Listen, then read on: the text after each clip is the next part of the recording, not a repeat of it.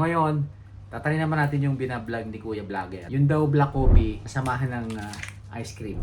So,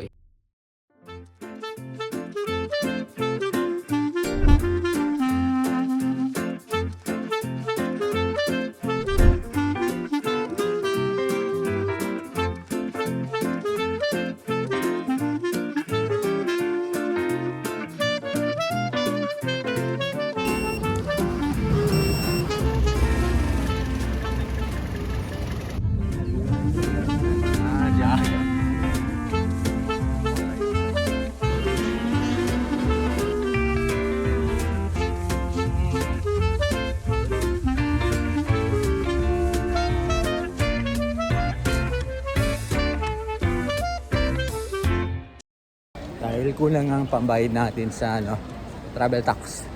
Hindi pala pwede kalahati Gcash, kalahati cash.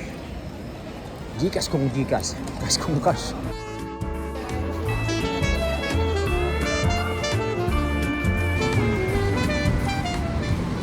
Medyo parang may ambon ng konti sa labas. At ngayon, nag-iintay na lang tayo ng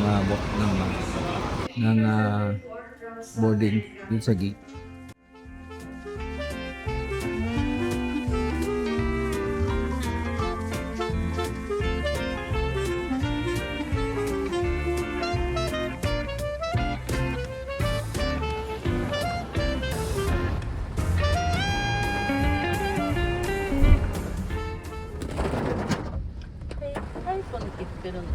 Nakarating na tayo sa Kami-Aray. So after ng mahabang biyahe, buruin mo naman umalis ako doon sa San Pablo. Alas 4 ng kahapon ng hapon. Doon na nagpalipas ng gabi sa airport. Dumating ako doon, alas 8. Yung flight, siguro mga alas 12. Doon namin ganap. Talagang namang ubos ang kalpis. So ngayon, tatalin naman natin yung binablog ni Kuya Vlogger.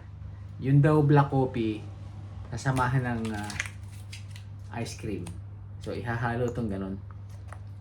Try natin.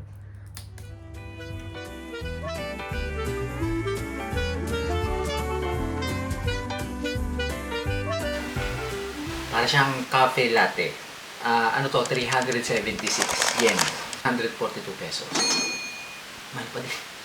Mas murang 3-in-1. 12 pesos lang.